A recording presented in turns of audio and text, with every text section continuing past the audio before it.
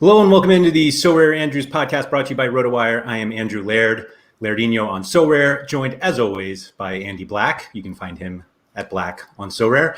And today we are joined once again by Sean Newsham, PSU Fans 2 on Sorare. Sean, welcome back. How's it going? Just looking up Madron jerseys right now on their website. Took us not even like 8 seconds to bring up the fire stack. But shouldn't you? Oh, no, you didn't get the jersey in the deal. I did not get the jersey in the deal, but the Don now has Madron super rare, so he can wear the jersey proudly again. Gotcha. Do you think there's any way he buys the super rare if he didn't have the jersey? Probably, because I mean he bought it. He was looking for super rares to fill out like a D2 and D3, and Madron, I think he got it for like 0.2 ETH. So like it was like 0.2 or 0.25, and either way it was. I mean it's way too cheap for a card like that. Because I was talking to him about it because he messaged me about how good he was doing. And I said, I'm like, there's a super rare coming up. You should just buy the auction on the super rare. There it was. So we tentatively said we were going to talk about getting ready for the upcoming Euro season, which I remember when the season ended, it felt like the summer was going to be pretty quick. And it feels like it's been about 10 years since I've seen these guys play. But Sean, how far along are you? Like, if the season started today, like what percentage do you think you're ready to actually dive in? Yeah, I'm ready. I have players to play. The issue is so like I don't have the stacks fully sorted out that I would want to have because just way too many moves, way too many transfers, and those things need to shake out. Like I would say we've seen like 10-15% of the moves that we will see shake out. So like I'm sorted obviously in Asia and America. Like I feel legit sorted there. I would assume I will feel sorted in Europe come 2 months into the season, give or take, or as sorted as I can be. But I got to make a lot of moves. Black and I have actually talked offline quite a bit about different options, different teams to sort of look at and how to approach Challenger and Champion Europe. Andy, what do you think you're diving in? Like, actually, we were talking about how you were like, it's so frustrating to like try to do it with all the transfers that are happening because it's not even like it's not like you buying or even need the guys who are moving, but like anybody who comes into the team could ruin somebody you have. So like, how are you dealing with those? I'm kind of in the same boat as Sean right now, where it's a lot of kind of sitting and waiting. I did go ahead and make a Milan stack, but even a lot of that is unknown pieces. I mean, I know Mignon's going to be there, and I know Tamori will be there, but there's rumors of Vlasic going there, which I own his card, but I'm not really planning on him being there. And Giroud, there's plans of him going there, which I don't know that he would even play that much there. But I think I speculatively built that one. But more so, I am waiting to see how other things shake out. Like, I would really like to make a strategic D2 stack for Champion Europe because I can't buy the best players. I can't buy the studs that are going to – I just can't afford them. I'm not going to own Neymar and Mbappe and Ronaldo, those guys. So I'm going to have a strategic path there. And I – don't have a real solid plan yet. I was kind of looking at Roma for a bit, but Patrico's not even on their new goalkeeper. Patrico isn't even on Sorare yet. So, how long am I waiting to get him? Am I waiting 2 months, 3 months into the season? I don't know. And that's kind of the frustrating part there, where it's like I could build a stack and not even have the key element to the team. Are you considering Roma to be the Chicago Fire of Serie A? Maybe, but the more Sean and I talk, the more I'm talking myself out of doing that stack because they don't have midweeks, they have no Europa or Champions League or anything going on. So I do think it could be an affordable stack for me to go after, but then I kind of lose a little bit of value there midweeks where I can't run it, and I kind of want to be able to run a team midweek if I can. But then again, to run a midweek team, you're looking at, an expensive team. Most likely, at least for Champions League. Europa, I guess you can get a little bit of a cheaper path. Yeah, possibly. So this Milan stack, there's no way you consider building a Milan stack without Mignon, and you had him already, right? Exactly. So I've had that. So you are building a stack because you had the goalie already. And Sean, we've talked about another stack, the Challenger one, where you had the defensive pieces, but not the goalie. So obviously the goalie is a huge part of any defensive stack. I mean, it's silly not to have it, but do you think most of your stacks start because you have the goalie already, or vice versa and you have to go out and get the goalie? I think it depends. I think it's more so the expensive pieces or the more expensive pieces. Like, so for Black to go out and get the AC Milan stack, Mangina was the more expensive piece compared to that of like Tamori and the other options. For me, I'm currently working on an Inter Milan stack for D4 in Champ Europe, and Bastoni and Skriniar are more expensive than that of Handanovic due to him being 88 years old. So I think it really depends on like who the most expensive pieces are and who you really want from that perspective. But all other regions, I think the way I'm sort of approaching things right now is that in D2 and D1, I will present, and this goes for America and Asia. Right now, my plan is D2, D1 are stacks of some sort, and then D3 and D4, I'm going to play my best players over the global and America region. So like if I have a Carlos Gil rare, I will play him in D3, D4. Or like if I have like I have Jack Price super rare, like I will play that in D3 and D one of the D3s as an option. But for Champ Europe, I really think that it's difficult to compete with the Neymars, the Lewandowskis and everything, unless you have a stack in general, if you're playing at a disadvantage. So like what my preparation is going to be for that is I'm going to plan to stack D3 or D4 and D2, and then I might just run my best options elsewhere as scraps in D3, because I think I can get, for example, like I just bought a Cruz recently. Like I can play Cruz in D3, get a super rare defender to pair with a goalie, whoever that may be. I don't know yet. And then I can get a forward that's probably not going to be as good. I know that like Carl Toko Akambi is rumored to go elsewhere, but like let's say he stays at Lyon. Like I can run him realistically in that D3 lineup and be okay some of the time, and then get another decent card to fill out my D3. But D2, I would definitely want to have a stack if I'm going into D2, and I've looked at different options for it. D4, Sean, yeah. Ideal world, are you running stacks in all of those divisions? I don't think you ever want to fully run stacks in every division if you have the elite cards to not run stacks. Like if I had elite cards, if I had Neymar, Lewandowski, Cruz, whoever at defense, like I would just run them all individually. But I don't have that, and I'm not in a position where I'm likely going to have that. Right. Like if I can't have that, I would much rather have stacks. But part of what I like with the Milan stack, so like this Inter Milan stack that I'm running, for example, I can break it in half.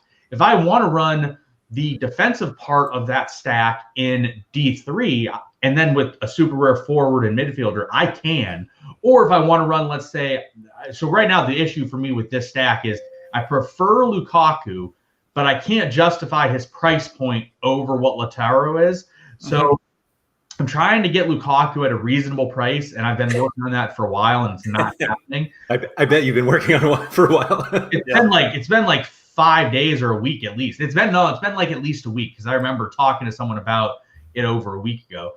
And I want to pay what the last price was on him. And he's listed at like 1.6 in the secondary. I think he's worth like 1.25 right now. And I'm willing to give like 1.3 because that's what the last was, but nobody's budged on that. So I'm working on that, because like I would rather have him for like 1.3 than Lautaro at like 0.9. But I'd rather have like Lautaro at 0.9 than him at 1.6. Yeah. So, and not to mention, like I said, like I now have the defensive part ironed out.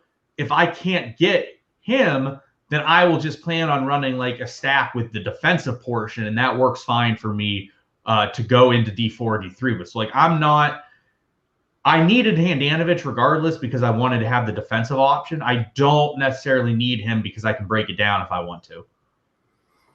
So I actually have two separate questions about that. You have previously said you wanted no part of Champion Europe. I mean, obviously you were going to enter because you had the cards, but like I didn't say that. I said that Champion Europe is a far worse investment than all the other regions. Okay. Yeah. Real quick, why do you say that? I think that your investment and your risk is a lot greater in Champ Europe. Granted, your return can be also a lot greater, but for you, risk is higher, but that doesn't mean it's bad. It's not bad. No, every single region that you can play is good. But if you have the opportunity, like Laird, your gallery is 10 to 20 Ether, I would assume. I don't know exactly. I haven't looked at it recently. But like for you, focusing on D3 America is a better ROI, or like D2. D2, we've talked about. D2 is very strong right now. You spending, let's say, 2 Ether on D2 America is a much better investment for you than spending 2 Ether on D4 Champion Europe. Yep. So if you have to pick between the two, I would go for D2 Champion America. I'm at a position now, my America is sorted out D1 through 4. My Asia is sorted out D1 through 4. And realistically, like my plan with those is that, like last week, I won a Madron Super Rare. I can now use that going forward. It bolsters my team a bit.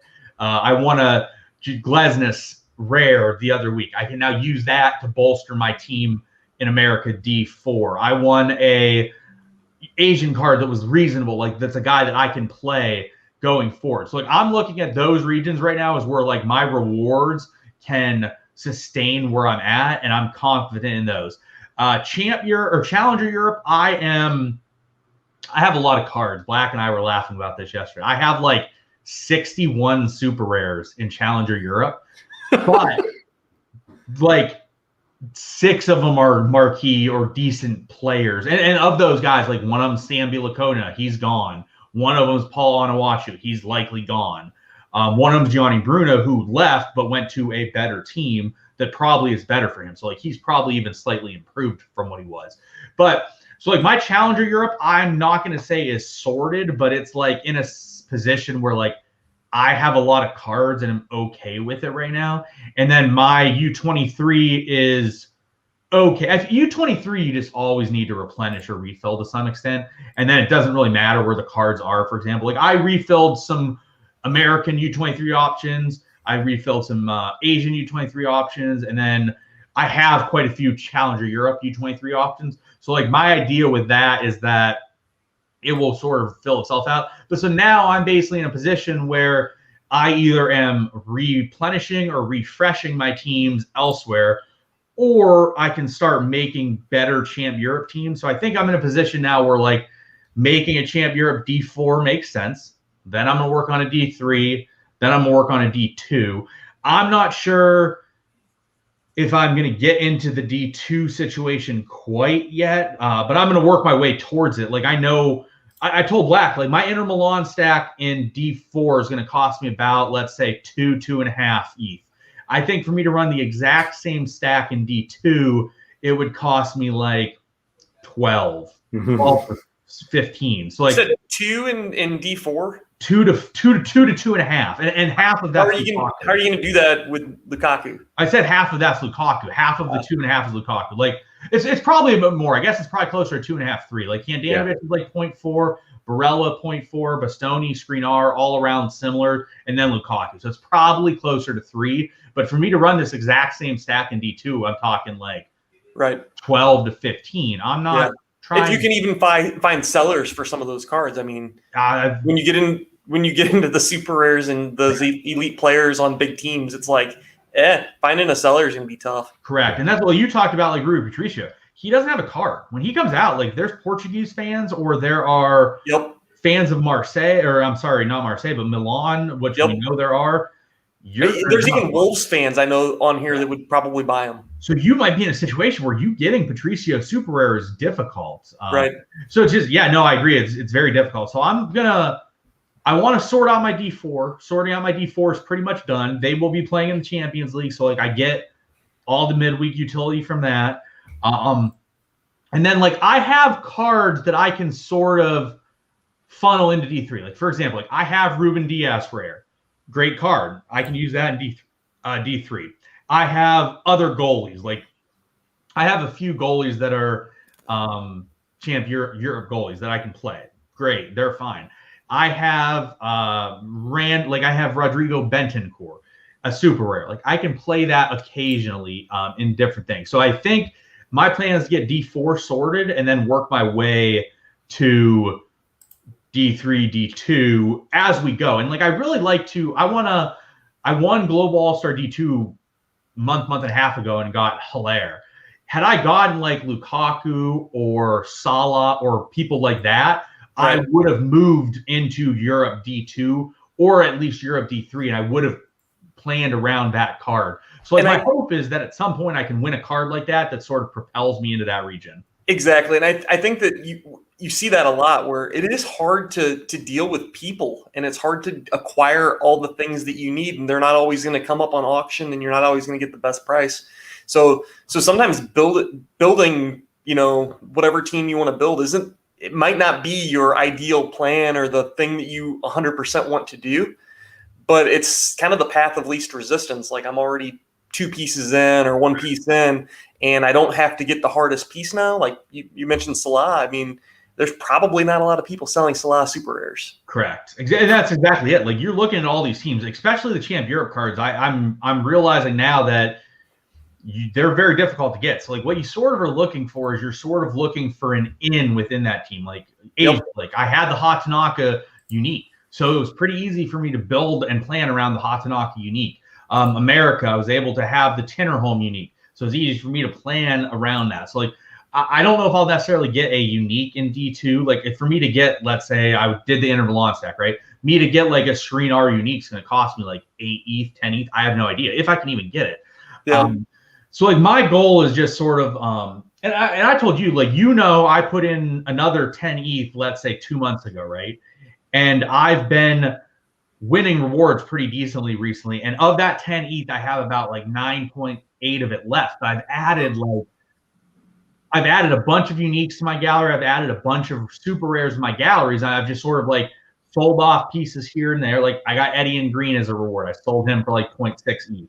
I got Benzema French card as a reward. Laird, who invited the whale on? Seriously, oh my gosh. I mean, I put all this money in, but I just keep winning, and so I'm just trying to spend. Like I have this stuff back, but the issue right now is that the ETH price is sort of tanked. That like when ETH price tanks, people just want absurd numbers that are just I'm not going to pay.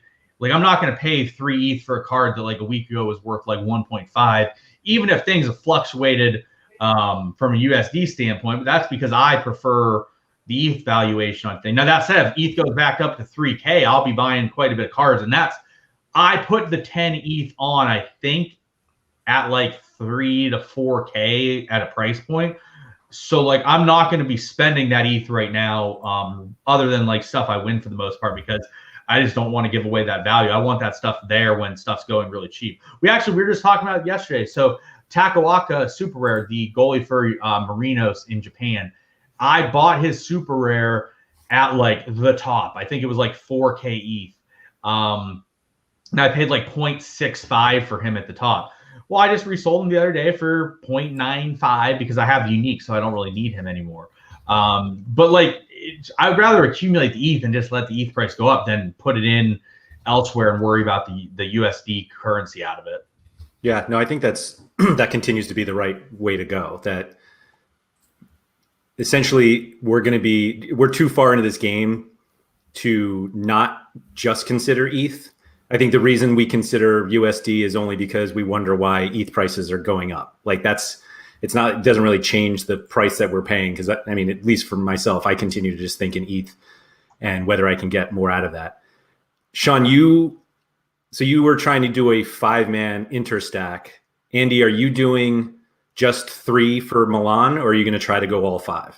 I don't know. I'm going to have 5, but that doesn't mean I'm always going to run it. So if Vlasic goes there, I'll have Kessie, I'll have Tamori, I'll have Matt Mignon, possibly Giroux if he goes there.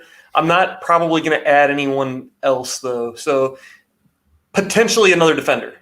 I was kind of maybe thinking about adding another defender onto that just for weeks maybe where they're playing a really poor offensive team or something, and I could run the like a super defensive stack from that team and have 3 players, and then maybe just kind of figure out my I'll have Kessie in the midfield and then figure out my forward, anybody. With that said, though, I was kind of thinking about this, and I know Sean and I have kind of discussed this a little bit. There you go. Drew confirmed at AC. That's cool. So I have my forward figured out, I guess, but I don't know how much he'll play and or how well he'll even be. But any rate, we were talking about Champion Europe and running defensive stacks there. 3, defender, goalkeeper. Does that give enough upside in Champion Europe? Because the scores there are massive. What are your guys' thoughts on enough upside from a defensive stack in Champion Europe? I really don't know. I think that you might struggle to win, but I think that you may be able to do well. But I think they have to score well. I don't think it's a situation like other areas where like you can play 2 okay defenders. I think you have to have good defenders. So like, for example, Bastoni and Skriniar, which is the stack I plan on running, both average around 60. So if they're averaging around 60 and they get a clean sheet, like I'm expecting them to get 70-ish. I think I can do okay if those 2 and Handanovic get me 70 each. And let's say I average 70 throughout all 5 guys, and then I get the bonuses of like, let's say 50% or whatever over the whole team, and I get another 50, 75 points, give or take. I think that will be good enough to get like a top 10 or so, but I think I might struggle to win because it's going to be difficult. Like, you look at all the big galleries, they have Neymar, they have Lewandowski, they have Ronaldo, they have all these guys that like just are going to put up 80. I don't necessarily think it's also in the can it win or can it not win or what can happen. I think it's the fact that like these other guys don't fail. Like, you look at Lewandowski, he has like 1 game under 60 in 30 games because he just scores every game. Similar with like Neymar. Maybe Depay will be worse because he's on Barca than what he did. But like, these are just guys that like, hey, they get 70. It doesn't matter. They get 70. So it's more so that like those people have the ability to churn out that game. I think the key is always going to be the goaltender, and you're going to need the goalie to get his clean sheet. And then it's from there what you can do. But like, my goal is sort of like, if I can churn out 65 to 70 average on my people, I'll be happy. And that's my only concern with my stack, is that my current midfield plan, and I think it's probably the best plan, but the best plan might be Brozovic, is Barella. And Barella's average is like 54. And he has a lot of games where he's around 50 to 55, and that just isn't going to cut it. But he does have enough 70s where he like nicks an assist or something. Right. So follow-up question to that then. Do you feel the same way about it? Because I think I do. I think Challenger might actually be just as hard or harder from the sheer fact that there's so many players and so many combinations and so many people competing there that the scores are just going to end up being higher. So playing like a low or like a high floor defensive stack is probably not good enough for podiums. I tend to think that is true. I think you will have difficulties churning out podiums. That said, I think it is more likely you will have issues in D2 and D1. For example, I think one of the biggest issues is like, let's say you're playing D2.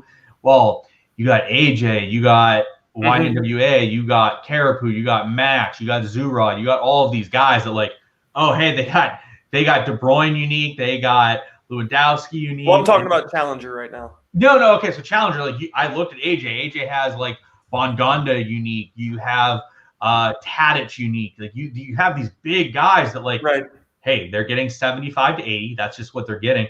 And I think at D4 you might be able to get the job done. And the reason I say that is because like I sort of did that with like my gank stacks. I had like Van de Voort, Lukumi, Munoz, and it got the job done. I think it's going to be more difficult if you are playing in D2 and D1 and you're playing at a disadvantage. Like, for example, let's say you're playing in D2 without a unique, or you're I playing. don't think division matters at all. I think that all of the divisions you're running against the same stuff and more of the same stuff, which when he says it's a roulette wheel, I 100% agree. I think those divisions are so watered down almost, where they almost need to just say, we have a Jupiler League, we have a Eredivisie League, and we have an everything else league. Because right now it's like a big pool of, like, it might as well be Global All-Star right now. It kind of feels like they're going to eventually shift to where like every league has their own league, right? I hope. Yeah. They just need the teams. Yeah. You need teams. Like, you could do a Jupiler League, or you could do an Eredivisie League, and I think or MLS. Like, you could do those leagues and be fine. I think that obviously you need to have the full 20 teams in a league to be able to do something like that. But yeah, it's definitely possible. But then again, like, right, those leagues, you're talking, if you limit it to 20 people, and the 20 teams, like, for example, like if you use the Jupiler League and you don't have Noah Lang, you don't have Bongonda, you don't have those like super duper high end guys, it's very difficult to get up there. But you can say that about any division, though. I think that you're just fading those guys and hoping that they have a bad week. Correct. And you are. Yeah.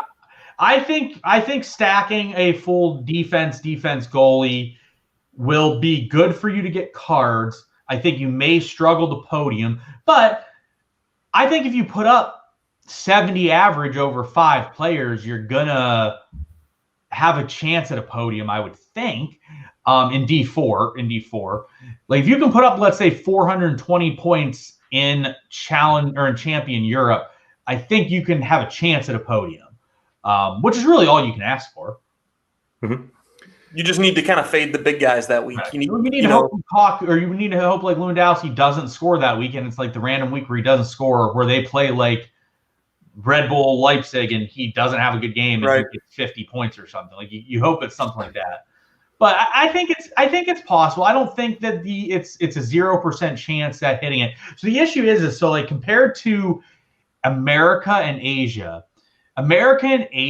do not seem to have those ultimate alphas. Like America has Carlos Gil, but like the other players on Carlos Gil's team and like the forwards, they're just not the guys that are going to put up like 90s every single week. Vela obviously used to be that, but hasn't been thus far this season. And Asia doesn't really have it, or if they do, it's like the front tail guys who rotate all the time, and you could just eat zeros with anyways. So like I think that I still think stacking is the way to go, because I think it's the easiest path to know that if something happens, you're going to get a decent card or have a shot at it.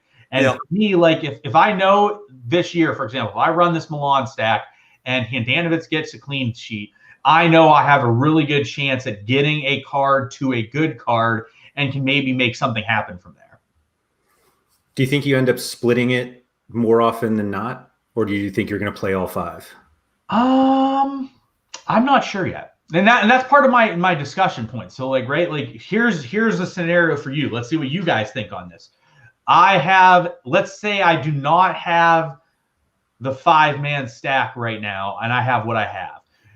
Do you force getting Lukaku with the idea of running the stack, or do you plan to run the what I have currently and then run Cruz instead of Barella, and then run a forward that's, let's say, equivalent to Lukaku that isn't on Inter? Like, what shouldn't have sold that Benzema? Oh, well, I actually thought of that. If I still had the Benzema, I have Varane and I also have Nacho. I'm pretty sure if I did not sell the Benzema, I would have been going for a Real Madrid stack instead of what I'm doing currently. But it doesn't even seem like you needed the whole stack. Like if you just had the defensive stack from Inter and the attacking stack from Madrid. Correct. That seems. I don't think that there's really any value in having the full team stack beyond them playing together on a midweek. Which is huge, though, which we've established is huge. Sure. Yeah. Yeah. But I mean, just regular weekend game, I think that if you're going to do a defensive stack, that's fine. And then you can fill midfielder and forward. And if you want to stack them together, by all means. But I don't know that it all needs to be together. Correct. And so something I've thought about in relation to all that is going and getting a Benzema. I think I can get a Benzema, for example, for cheaper than what I sold him for. I'm pretty confident in that. But so my idea is that I could go get a Benzema and run the interstack with Kroos and Benzema, or I can run Kroos and Benzema in a D3 stack where I go out and buy a goalie and a defender or two with 2 super rares and run that in D3. So I've thought of both alternatives. And the nice thing is that like I can sort of prepare to do both, right? Like I can try to go out and get a Benzema and then also try to go out and get a Lukaku with the idea of like, ideally, I want to do both in the long run. The issue for me, I guess, with the whole Madrid stack and the whole idea of a whole Madrid stack is, one, their center backs have been rumored to be moving frequently recently. And then 2, Courtois is just really expensive. I don't necessarily know if I want Courtois. And then also Benzema is really old. I don't necessarily want Benzema per se either. Despite, like, I really like Benzema. I think Benzema has been one of the more underrated players in the world over like the last 5 to 6 years. I mean, he's 33. He's not like 39. Yeah, 33 on a team that's that good, I think, is concerning. Harsh. So I think I know I'm old. I'm old. So I think, Andy, you make that good point that I think people kind of skip over in that the 5-man stack makes the midweek so much easier. And obviously you need a 5-man stack from a team that's playing midweek. But I find myself, like with this River Plate stack, ever since they added Copa Libertadores to the platform, like I have that 5-man stack, but I split them. I usually split them in weekends. Is there any thought of, like, Sean, would you buy more than 5 Inter Milan players so that you could keep the stack and sprinkle elsewhere? Or do you think 5 is enough? I would consider, like, I've looked at Brozovic, I've looked at Lautaro, I've looked at De Vrij to see what to do. And yeah, like the midweek stuff is causes some issues where you have rotation, but like the Champions League, like, you're very confident they're going to run the top players in the Champions League. Obviously, Libertadores has been a bit difficult, but like having people for the midweeks is huge. Like I know El Cid, he's prepared. He prepared for the Monero guys. Did you guys see what he did this weekend? Yes, absolutely cleaned up. He crushed it. Won like 6 cards, won 3 divisions, had like 3 podiums, 3 wins. He won. That's right. Real quick, for anybody that doesn't know what we're talking about, go look up the SoRare data results this week and go look at LEL space CID, CID, right? Yep. He absolutely crushed it. He's a good guy. He's been someone that's put in a lot of thought and a lot of planning in his stuff. And he, to be fair, he got punished a little bit with how things worked, I guess, with Monero and how things worked with Copa America. But it's great to see something like that. But like, for example, let's say Inter Milan or Real Madrid go to the semis of the Champions League. Man, if you have those teams, you're running out versus non-stacks or not very limited teams. It's more difficult. Now, that said, I was on the platform with Inter. Did they get rid of Inter players in bundles or individuals, Black? Inter players? Yeah, Inter Milan. Was it bundles or individuals? I think it was individuals. I want to say they were individual, but So the issue, here's the issue, right? And I've seen this with Monero. I've seen this with other teams, especially so like Real Madrid. Cards are all sold in a bundle. Anyone that buys a bundle has 5 cards. That means there are a lot of Real Madrid stacks out there because just you get a stack when you buy their team, basically. Kind of. It makes those teams. Yeah, it depends on the stack. It does. Yeah. It depends on the stack. And like sometimes people will buy, like I bought a Real Madrid stack and I sold 2 pieces to pay for the other 3 pieces in the stack. So like people do stuff like that too. But I'm just saying, like, if you only go for a one-stop shop to get the entire team stack, a lot more people are going to have that entire team stack. Like, for example, if you got to go individually buy, like Black talked about his Roma stack, if you got to go individually buy 5 individual pieces off Roma, you actually had a plan for that, go out and buy 5 individual pieces. Not a lot of people are going to have that stack in comparison to that of a Real Madrid stack. So that's something to think about. Like, if you look at these game weeks in America, there are so many Monero stacks. It's insane. So like, even if your Monero stack does well, there's another 150 of them out there that could also do well, and you get like 10th. Whereas, like, if I just play my Chicago Fire stack, for example, and always comes back to that. Always got to come full circle. And everyone else runs their Monero stacks. Like the other week, Monero, no one on the team like cracked like 50 other than the goalie because there was a 0-0. Look, must have been a terrible game. Both teams did nothing. But all of a sudden, like, everybody's dead because they all have a Monero stack and no one did anything. And then my Chicago Fire stack just trucks right on through because I got some goals from some people and they beat them. I will say the thing I love about that stack, even though I hate it, is the fact that, you know, when they perform well, you're the only one that has it. Mm-hmm. And when they don't, you're just like, move on to next week. Like, you got them all together. They're guys that, you know, you may or may not have high expectations for. I don't really know what your perspective is of that week in and week out. You know, if they have a tough matchup, you roll them out there. I don't know what your personal expectations are, but in the end, you move on if they have a bad week.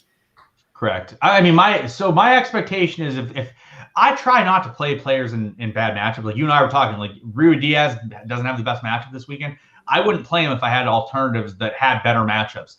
And that I do that everywhere. Like, for example, like I have a crew matchup and a fire. I have both of them I can D2 stack, and I will prioritize whichever one has a better matchup. But if one of them has a terrible matchup, I might not even run that stack. I might just sit on that stack and play other players and just sort of piecemeal a team together. Like my Inter Milan stack, let's say they play Juve at Juve, and they're a big underdog, and I think that they suck that week and I'm not interested. Well, I might just piecemeal a team in instead of running their stack. So I think that doing something like that does make sense in occasions. But like I have the Chicago Fire stack this week, sort of, and I broke it off because I didn't want to run the whole stack because their matchup is not good.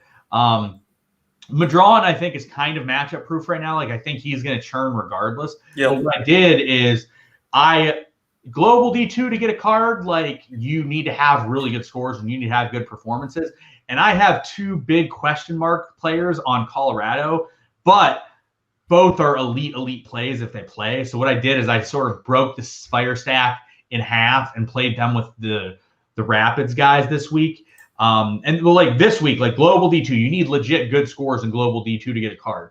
In America D2, you do not need great scores to get a card. Like if you get a bunch of 50s, you're definitely getting a card in America D2. So I definitely think how many it is. Yeah. Does that include the DNP issue? I didn't even look at the announcement today. I just knew they fixed the pools next week. I think it's next week. There's not going to be as many DNPs in it, but like if I finish still a little bit messed up. Yeah, if I finish 45th in America D2 and get some turd, I don't really care. Like that's better than we would have got otherwise. So right. But like so like I'll prioritize based on that. And for me, my expectations are limited every week. It all depends on what the matchup is. Like I've talked to you like D1. If Marinos has a matchup where they play front tail, my expectations are not high. I'm not even expecting to get a card.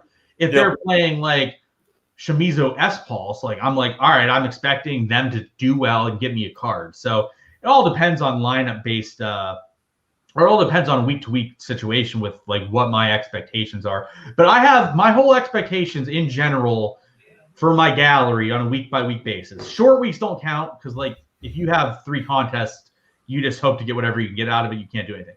But on like a full week, I expect to get like a card in D1. I want a card in one of my 3 D1 lineups. And then I want like 2 to 3 other cards with at least like a tier 1 or something. And I figure if I get a card in D1, one of them, and I get 2 to 4 cards elsewhere with like 1 T1, I'm probably making like a good amount of return every week that I'm happy with. Obviously, like you're going to have a week like El Cid. Like El Cid, he just turned out, his rewards were terrible. He ran really unlucky on his rewards, but he still made like 2.5 ETH on that week. So like, it's like, oh, hey, he paid like probably 4 ETH for every card that he played the entire week on like 10 lineups, and he made 2.5 ETH in rewards in 1 week. That's great return. So like realistically for me, I just want to get some cards. I don't like to get, I don't think actually since I've been on the platform and like had a gallery that was reasonable size, I do not think I have been shut out from getting a card at all. That's good. I think I've gotten a card. You suck every week. Yeah, well, I mean, I run Chicago Fire stacks. I tried to lead you to the promised land, and you just shunned me. So have you actually played all 5 yet? Yeah. Oh, I play all 5 when Calvo's there. Calvo's not there, so I have to sort of break it off a little bit. No, I know. So have you actually played all 5 yet? Yeah, I played all 5 a lot. I played all 5 like before Frankowski went to Euros. I played all 5 like 4 or 5 times. So he only played all 5 when they were playing bad. Yeah. Right. Magically, when he broke it up, he started winning everything. I didn't. Okay. You guys gave me shit when I played Carlos Gil with him, which I mean, I don't know why I get shit for that. I missed that trade to Chicago, But I played Breston. Like Bresson sucks, dude's terrible. Dude's been like abysmal for like the entire season. You can't like. I would much rather have played Calvo. If I played Calvo, that lineup probably puts up like 500 points. But when Calvo returns from the Gold Cup, the team will be reunited in full. So real quick, in an effort to steer us back on topic, championship players. So we talked about both Europa League players and Champion League players for midweeks. Are there any players from the championship you guys are maybe targeting, or teams that you're targeting, or anybody like that for midweek plays? You're talking English championship, right? Yes. Not really. I mean, if someone, so the issue is they're just not, we don't have, there's no stacks to have. If someone shows up in my correlation. Yeah, someone shows up in my lineup that makes sense, cool. I think Celtic guys would be good guys to have. I think that league is not great. And like, if you have people like Haji, if Fashion Sakala becomes like a player there, I think there's some validity in that. But in general, like, I'm not super worried about it. I'm not like out there like looking for championship guys. I think I had a few last year, but it's not something I'm out there like looking at hard. I think there's some good value there. What do you think, Laird? You're not scoping the streets for the Ethan Horvath 44 starts, even though we'll probably only have 5? I have 2 of them. I listed one for sale the other day. His agent should be fired if he does not have the starting gig at that new team he's at. Where's he at? Nottingham. Why don't you just decide you're going to go to the MLS, go to Inter Miami, and start at Inter Miami? I'm just picking any team. Anywhere. You're American. Go play. Go play in America. You're going to get decent money. Like, you would have got decent money in America. Like, go play in America. Yeah. Don't deal with all this other nonsense. Like, what really baffles me is when people end up like, when Diego Rossi was rumored to go to Krasnodar, could you imagine going to Krasnodar and just instead of LA? Like, I'll just stay in LA and make my $5 million a year instead of going to Krasnodar for a year. Like, haven't you seen Krasnodar? It's beautiful there. What? Haven't you seen Krasnodar? It's beautiful there. I have not seen Krasnodar. It's like the Daytona Beach of Russia, I think. No, maybe I would consider going to Krasnodar then. Who knows? But yeah, no, I always, it blows my mind whenever anybody goes somewhere without being very confident they are going to start. Yeah. Because, man, I can't imagine going somewhere and sitting on the bench for a year and a half. Because if you do that, you basically are ruining like 5 years of your career if you do something like that, because your next contract is going to be terrible and you're going to get paid terribly. With the exception of like, let's say Barcelona comes and like, here's a Brinks truck, enjoy. You're going to sit on the bench. Okay, fine. I'll go.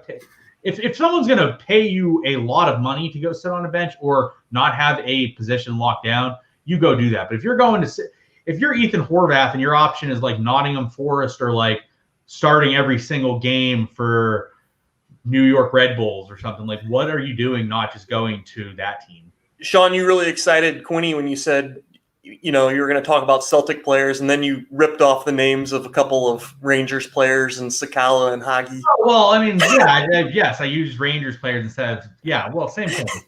Same thing. Celtic, I mean. I think you offended him, is my point. I'm sorry. I didn't mean to offend the Scottish Premier League, but yeah, same thing. Like the Celtic players, the Rangers guys, like it's the same thought process with those guys. Like, I think they're better options than the guys from the championship realistically. But the championship plays so many games. They do. I've got Kaminsky, and he just played like. It feels like he plays every midweek, and he's not great. No. He'll get you the 40 points or whatever, and you got a goalie at least. I think that goalies are the exception. If you get a goalie that plays in the championship that plays 46 games, that provides a lot of value. Yeah. Yeah, because there are plenty of midweeks where people don't have a goalie. Like, you may have the outfield players, but the goalie you don't. So, well, let's hope that that Horvath gets the starting gig and actually plays 46 games this year. Well, I don't really care, but yeah. Sorry, Quinny. My bad. So how about Europa League or Champion League players? Anybody in particular? I know you're targeting like some inner guys. Laird, you looking at Champion Europe at all? It's funny. I was going to ask a similar question, but not in terms of midweek. But like, were there any challenger guys that you two already owned that moved to a Champion Europe team and could start to build around that? Like, I wasn't going to play Champion Europe at all, but I had a few guys move. Shout out to Martin Hongla. Yeah. But like, I'm not going to win anything with these guys, but like, I could play them, and so it's another entry. Vlasic would be the only one if he moves, but I don't know. I don't think I have anybody that is transferred yet that would make sense from a standpoint. Like, obviously, Samuel Licona is gone, and he's at Arsenal, but I mean, is what it is. Onuachu probably ends up on a team in a Big Five league that I have no idea. Who was that? Onuachu. Okay. I never knew how to pronounce that name. Yeah, he probably ends up there. Lakumi's been rumored to like Sevilla. And so I'm going to have a lot of guys that are moving to Champ Europe. I just... With majorly tempered expectations because, I think that, honestly, any move, I think you have to just temper your expectations at first because a move is disruption in the player and breaks up chemistry. And a lot of times you don't see a player succeed right away after a move. I'm sure there's exceptions, but for the most part, you don't see that instant success. And then when you're moving up leagues too, that makes it even more difficult. Yeah. Sean, don't you have a Nemeka? No, I don't have him. I tried to get him a lot, but I couldn't get him because I had the whole Anderlecht team. I had you could use all of them in U23. So I wanted him for like months, and every time I tried to get him, it was just like because I didn't want to buy him because of this. Like him going to Wolfsburg seems really bad to me. They're not great. He's not going to score a lot of goals. Like I don't know. I think it's really really bad for him. So like for me, like I didn't want to get him because of something like that. And also, I've looked at Zeno guys. I've considered going out and buying him. I need to sort through. For me, I've tried to like prioritize what I do and how I go about adjusting my teams. And I like to sort through my issues before I go into other buys. So like my current sorting situation is Lukaku or Lautaro, and it was Handanovic, but now I sorted him. Like a couple weeks ago, it was getting Asian mids, which I've now got. I would like one Japanese super rare mid, but otherwise I sorted that. And then before that, it was like MLS players super rares. So like I've sorted through all that stuff. So like my current thing is the interstack, and then after that, I got to decide if I want to go and get like some marquee super rares in Challenger Europe first, or if I'd rather work on other things instead. Yeah, I think Wolfsburg's in the Champs League. I didn't know they finished that high of the table. I don't know. I just don't. It was the year before they almost got relegated. Yeah, I didn't follow the Bundesliga as much at the end of last year because no one other than Bayern is like on the platform, and I don't have any Bayern guys, so I don't care what they were doing ever because they were the Leverkusen guys. Yeah. I have Leon Bailey. Yeah, you're and right. there's all those like guys sprinkled out throughout the league. There's random people, but I didn't know they would finish fourth. I don't know. It still doesn't feel like a good move for him because the way that I look at it is any U23 player, for the most part, you're playing in U23. So what league they're in does not matter. You just want them to play and do well. So like obviously, like someone like Mecha is going to do way better at Anderlecht than he's going to do at Wolfsburg in theory. Now that said, obviously that's where the upside comes in. If he does well at Wolfsburg and he scores at a similar clip to what he did at Anderlecht, that's huge. So there's built-in upside, there's built-in downside, and I just try to avoid those situations, I guess, because like I just want my guys playing where I need them to play, and then like I know I'm going to have guys transfer to Champ Europe, and when they transfer Champ Europe, we'll see how they do. But I'm not gonna sit there and build around a player that just moved to Champ Europe. I'm gonna sit there and look at it and be like, all right, Oh, I know about Maxi Arnold. He's been around DFS a bit. I'm aware of Maxi Arnold. But it's a situation where I'm not going to build around a guy that just moves in. I'd rather build around more structured teams. But that said, like Challenger Europe, what I've realized more this offseason and this transfer window is that you can't worry about stacking players for long term. You have to worry about one season. It's one season. That's all you're planning on the stack for. If they last longer than one season, it's fantastic. But like these guys in Champ Europe, they're all using it as a stepping stone to get to Champ Europe for the most part. And if you're sitting there like my gank stack won me a lot of cards last year, but this year the only person that has not been rumored to move from gank at any point, and I have everyone in their starting lineup, I think, pretty much, except for Arteaga and Horovsky. I have everyone else. The only people I have not heard rumors for transfer is Haanen and Vandevort, and everyone else I've heard rumors for. And Vandevort could go whenever, too. Like, he's definitely, I mean, he's going at some point. So, like, it's a situation where I've just sort of realized I want players that work as a stack for that year, and then after that, I'm not as worried about it. It's funny, we were talking about after the Tanaka move that I think, Andy, you were saying that the U23s in Japan, there's that huge risk that they end up going to a league that's not covered. Yeah.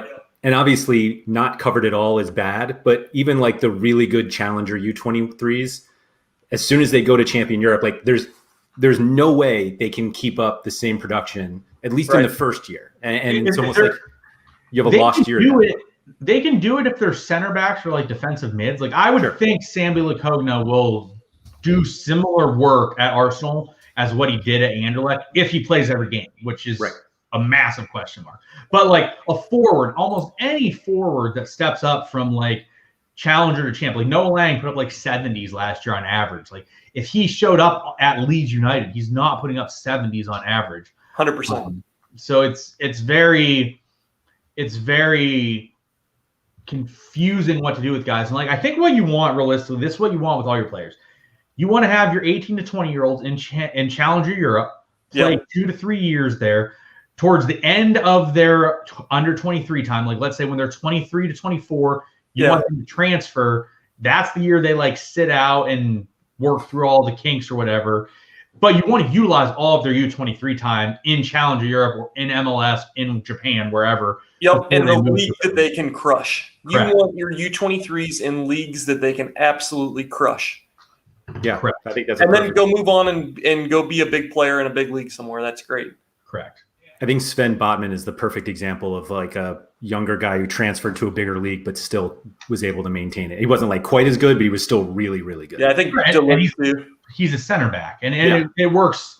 It works with that. Like so, center backs, if they're on the best team in Challenger Europe and they go to a very good team in Champ Europe, you would expect similar replication of what they do. But if they go to like a shit team, a really bad team in Champ Europe, they're not going to keep as many clean sheets. They're probably not going to do as well in general as what they did elsewhere. But like forward attacking related players, almost always bad from an SO5 points production standpoint, moving up.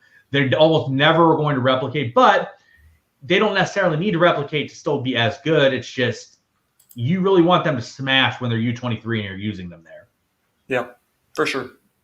What is the preferred prize pool for you guys? Is it U23 or is it Champ Europe? I like them both. Okay. I just don't compete in your Champ Europe I haven't even thought of it enough. Valid. But yeah, big U23, I didn't like brush it off, but I just didn't like prioritize it early. And then when I finally was like, all right, let me get some U23 guys. And then you get one reward that you're like, oh, that's right. These are the kind of guys you can win. It's like getting a terrible 17-year-old is much better than getting a terrible 28-year-old. I think that's the key, right? Getting a terrible 20, 19, 18-year-old is so much better than getting that terrible 33-year-old that is on the outs. Like, it doesn't matter. That 17-year-old, you always have hope that he can figure something out at some point and become relevant. Yeah, like I've gotten to the point where U23 is like absolutely the region that I prioritize. Like every move I make is like, oh, can I get better in U23? And then I realize how expensive it is as you get up in divisions. But That is what it is. Are there any stacks that you considered making without any cards yet? Or did your cards lead to the stacks that you have? Generally, I would say the cards lead to the stacks I have, I guess. Obviously, like I'm talking like there might be elite level players that I haven't really worked. Like I would love a Byron stack, but I'm not right. a Byron stack. I'm trying to think if there's any teams where I don't really have. I don't think there's any teams where I'm like I really want to create a stack. I just sort of look at it like I have enough players now. I can build around and make teams for that. But I do think the more I've thought about stacking, especially when you're doing defensive stacking, works a lot better when you have teams that are going to more consistently keep a clean sheet. Not to say you can't stack with lower tier teams, and when they do keep a clean sheet, you're probably going to do really well that week. But if you can get guys on like PSV, Ajax, Anderlecht, those type of teams that are going to keep clean sheets more frequently, I think that's more favorable from a stacking perspective. But yeah, I guess there's no teams that I've like been like, man, I really want to create that stack that I don't really have any pieces of. Let me ask this, even though I don't want to bring it back up. Like, how did the fire stack start? The fire stack started because when I bought my galleries previously, I ended up with Barrick Super Rare, and I ended up with a Calvo Super Rare and a Frankowski Super Rare. Oh, right. So I ended up with all of them. This was before I even realized stacking was definitely the way to go, and it was just natural that I got those three guys. So I got Calvo, Frankowski, Barrick, and then I was sitting there, and then once I realized stacking was better, I'm like, no one really plays these guys. I have all these guys. Madron Unique was out there. It was a card that I could get. I said, I'm like, I really should just go after this Madron card. And then Shuttlesworth was dirt cheap. Yeah. So everyone's acting like Kronholm's going to come back and be the starter. I'm like, Kronholm's like 38 and old and been out for a year. Like, why is – and Shuttlesworth, in my opinion, has actually been pretty decent. Mm-hmm. Like, watching their games, I'm like, Shuttlesworth actually looks like a competent goaltender. Yeah. So, he looks solid. Yeah, like, I'm not saying he's the best goaltender in the league, but to me, he looks way more solid than others. So I'm just sitting there. I'm like, well, I might as well go and take care of this. And then I had the whole fire stack. So, and actually, so similarly, the Columbus Crew stack came to me very naturally as well. So I had Artur Super Rare from a long time ago, which I can't even use right now because he's just a disaster this year. He's dead. But so I was looking, I had none. I had zero of them. This is how it happened. I had none of them, and I wasn't even planning this to happen. But I won Eloy Room Super Rare, and I needed to fill, this goes back to what I talked about previously, I needed to fill cheaper options Super Rares that were dirt cheap. Pedro Santos was like 0.2 ETH, and AJ just won him, and I knew he didn't need him at all because he had one, and that's just not a card he's ever using. So I'm like, AJ, I'll give you 0.2 ETH. That's what he sold for yesterday at auction. He's like, sure. Bought Santos Super Rare. The next day, Zardes Super Rare's up there. He went for 0.39. I'm like, this is absurd. Like, yeah, he's been awful, but this is still a guy that plays every game. Scored a great goal last night.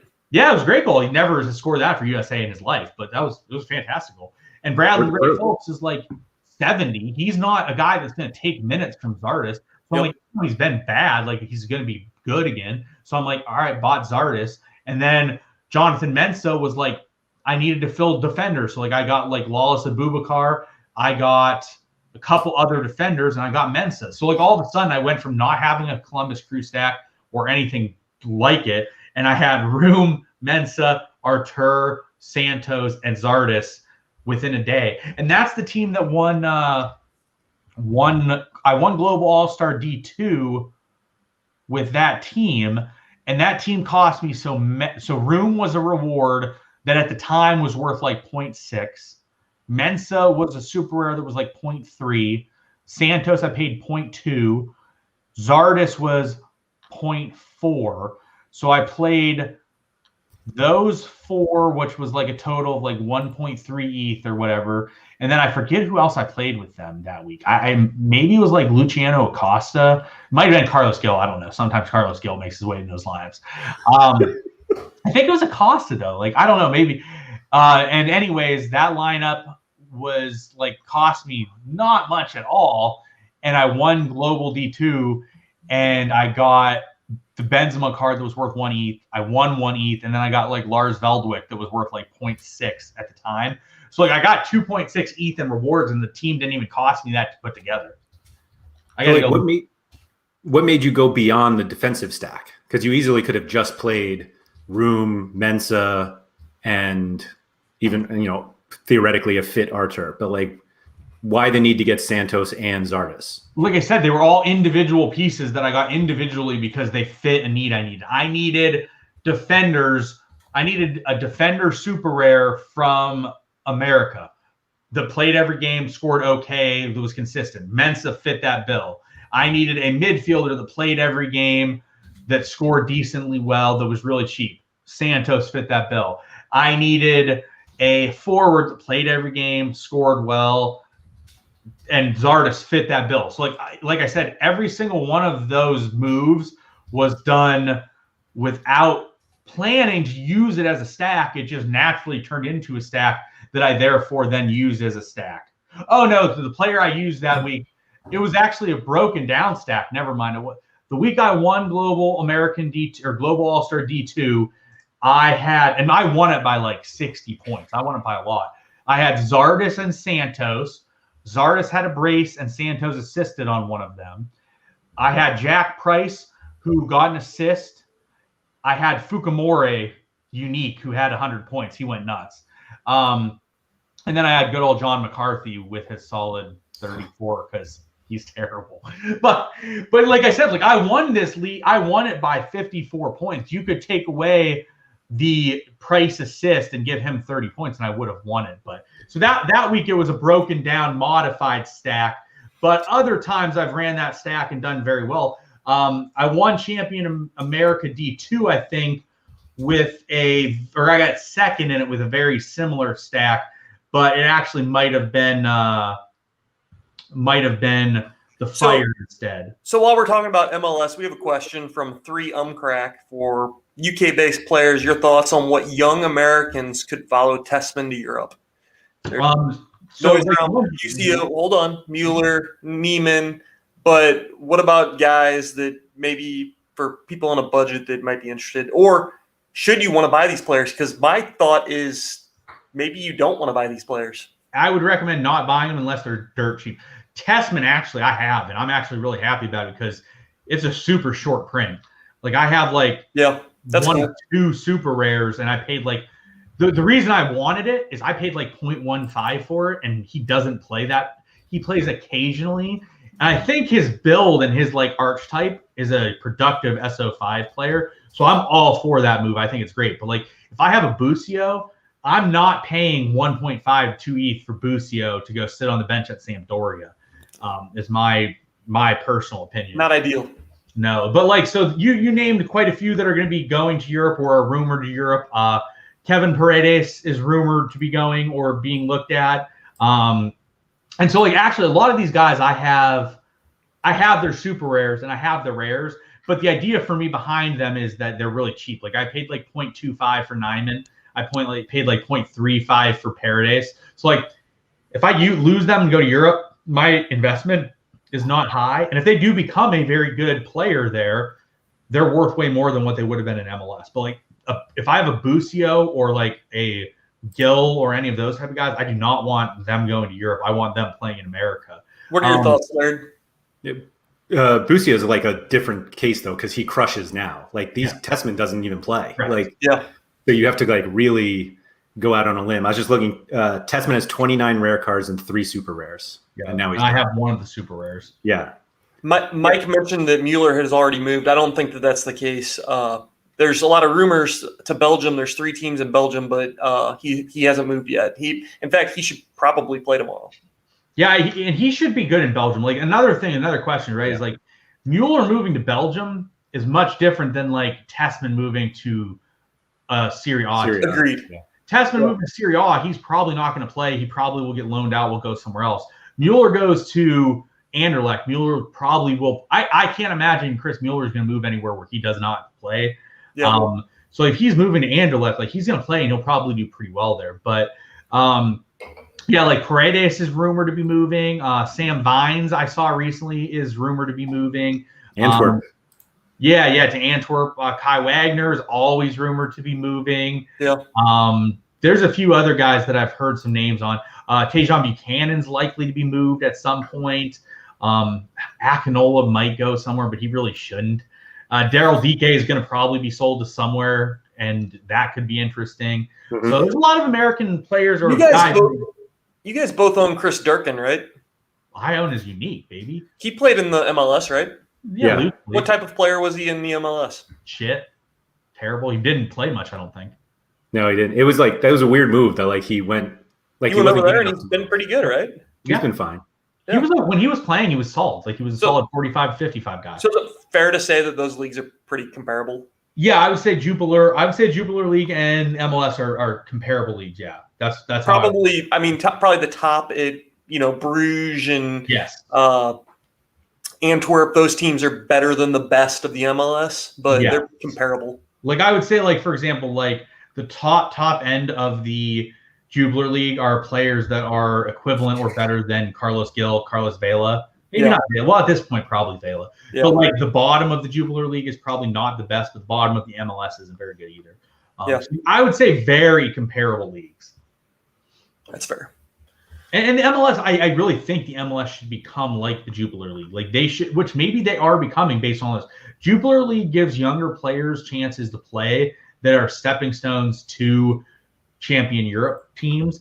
And that seems like what MLS is somewhat becoming. And it's realistically what it should become. Like MLS should not be using designated players on Gonzalo Higuain type players. They should be using on like Miguel Almiron type players.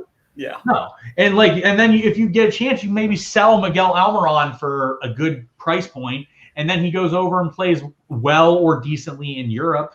That's what you're trying to do. But it seems like MLS is more going towards that with like the Busio rumor, the Vines rumor, the Tessman transfer. Like these are guys that are supposed to be going over there. Reynolds, in terms of his progress at Roma, I don't know. He's not getting enough consistent playing time to have a good option. To me, playing is the most important thing for anybody. I would much rather my player, like for example, if I use Brian Reynolds, I would much rather Brian Reynolds be at Standard Liège than be at Roma and not playing. Like I'd rather him be at Liège and play 30-game season and get used to what it's like. Be similar to the McKenzie move, although he didn't play a lot, but he should play a lot this year. Yeah, I think McKenzie likely will start this year, assuming they move Lukumi. But yeah, like you want your guys to play. If you go an entire year without playing really consistently, it stunts your growth big time. Mm-hmm. Yeah, I think one of the best examples, and he's actually a free agent now, is when Miazga went to Chelsea, and we were like, oh, he's never going to play there. And then he got 4 or 5 straight loans. He went to places he played. Correct. And for SO5 for us, like you would much rather him playing at Anderlecht than not playing at Chelsea. He finally got released, right? Yeah, his contract's up now. And I think Anderlecht signed him. No, I think he's just a free agent right now. He's probably cheap because he doesn't have a team. Cool. I had a list of. I was just looking at the Europa League teams, not to roll back to that conversation again, but I was just kind of looking at some of the interesting teams over there and the Sorare licensed teams. Like there's Betis, there's Leverkusen, Lazio, Lokomotiv, Lyon, Marseille, Napoli, and West Ham. All teams that you can build midweeks out of. Yeah, but you got to worry about like a team like West Ham. Are they going to put their main team in the Europa League? Because most Premier League teams and Serie A teams do not run their A team. I think when you really like, if you're not competing for the top, like they're not going to win EPL. So right, like I can see West Ham definitely playing that guy. Me too. Like they could prioritize Europa as the trophy that they want to win this year. Yeah, correct, for sure. Like they could, or it could be a situation where they decide to make that decision later, because a lot of the time they can get through the group stage without that. So like they could go through the group stage, but again, like it's talked about, like they could go through the group stage and not play their main guys and see where they're at in the Premier League table come September and make a decision. Yeah, that makes sense. I got nothing else. Yeah. Our list looks. Looking if there's any questions. I don't know if Astor Branks will play at Wolfsburg. I'm unsure what he'll do there, Drew. I would rather own him. Let's pump that card. Come on, he's going to be a starter and he's going to score goals. I have one too, but I don't know if he's going to be a starter. I'm not sure what the plan will be. After the miss I saw him at Mechelen, I don't know that he'll ever live up to his expectations. I have a comment. Yeah. Is that worth more? Because why would anybody have one? It's more rare. It's more rare. I wonder how many there are out there. I have no idea. Common enough to get one. Maybe lots of people have the Franks common. I don't know. When I got it, you could choose. Like I actually chose to take that card. That's how bad I was at Sorare when I started. I'm not sure who the replacement's going to be, Sam, for Berghuis. I'm not sure who's going to fill that role at Feyenoord. It's a good thing to discuss. Is Kaku still there? Because I think he took some sets previously. Previously, yeah. So if he's still on sets, like he's probably a good card because I think he's pretty much plays like DM too. So if he's on set, DMs that are on sets generally do really, really well because they have good. It's sort of like why Madron's been so good this year is they've moved him to sort of like one of the pivots, but he's a bit more free. But so it's like defenders that are on sets. Yes, they get like good. Your boy Hatanika or whatever, he's on sets or some sets, right? He doesn't take sets. I think Fukumori does. There was talk of Fukumori taking the PKs with Anderson Lopez gone. Yeah.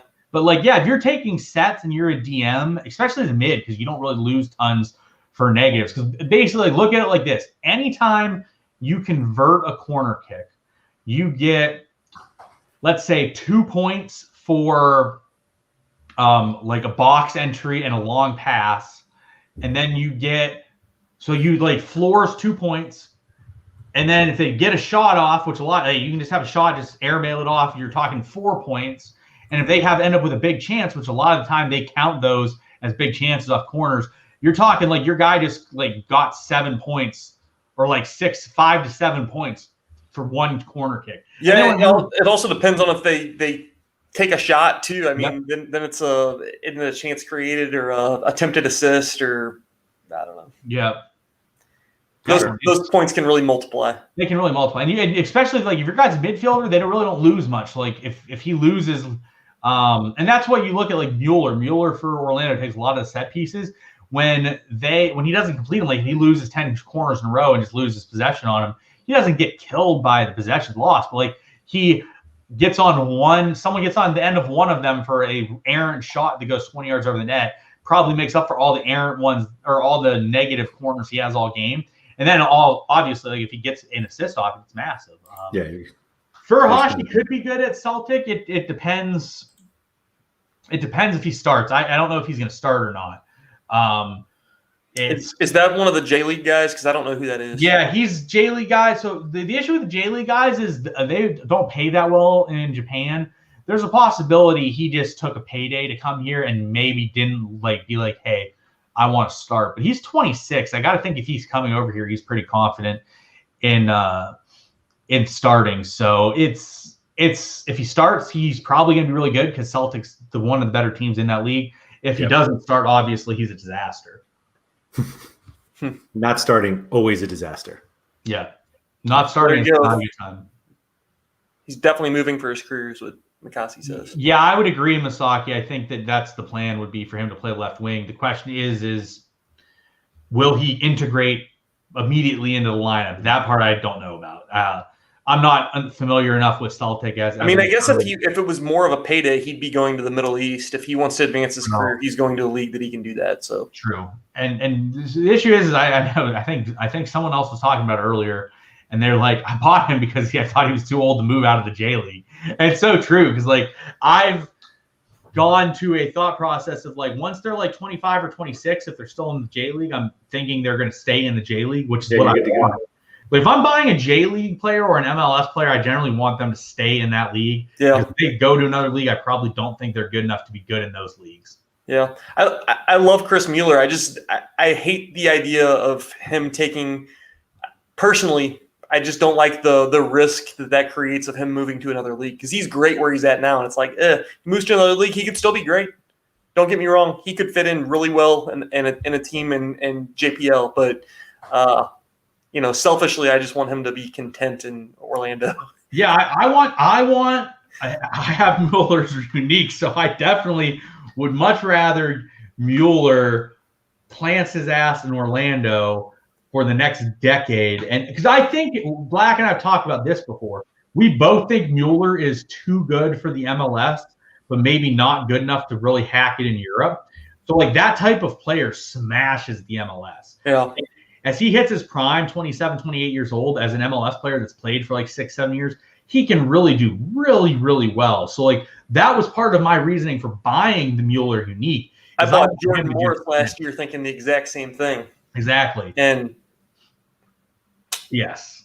And that's what happens. Like you did, and I'm not saying Mueller maybe couldn't have been successful at Swansea, but like, what's the point? Like, I don't know. I guess my issue too is like, well, that was a loan. He wasn't going there permanently, and he was trying to get him promoted. And if he helps them get promoted, he might be on a EPL team next year. I don't know. Correct. Which is the thought process. I think the thought process is that they would have like bought him and Areola. Yeah. They got promoted or something, but like Areola was obviously pretty shit there, and Morris obviously had what happened to him. But I don't know. For me, it's difficult. Like if you're not going to play at the top level, find yourself somewhere to play and get good money to do that. That makes sense for you. I just all these guys transfer into like these weird teams. It's like, dude, you're 27. Why are you transferring? Like, I mean, Furuhashi, like I don't know how the pay is in Japan for him and what his pay raise is going to be here. But like, to me, it's like, why are you leaving your home country to go play at Celtic, where like by the time, like, let's say he has a great year or two at Celtic, he's 29 by the time he would move on somewhere. Like, where are you really going to go from there? Like, are you really going to go to like Tottenham or like Manchester United or like anything like that? Or are you just going to stay at Celtic for 6-7 years? Like maybe you'll stay, maybe for him, that's a better option than staying at home, which is, it always surprised me. And everyone's different. Everyone has different motives for what they're doing stuff for. Yeah. Makes sense. I think we have hit our time limit here. So, Sean, thank you very much for coming back. I think we could have you every week, probably. Just turn it into the Two Andrews and PSU show. I'll come back every week. I'm bored out of my mind. Until we did that, at least this is still the SorareAndrews podcast, brought to you by RotoWire. We will be back next week, I believe, with another topic. So if anybody has anything they'd like us to specifically cover, definitely reach out to me. You can find me on Twitter at RotoWireAndrew. You can find Andy at ablack86, also available in the Sorare Discord. So find us there. Sean, thank you again. Andy, I'll talk to you next week. See you guys.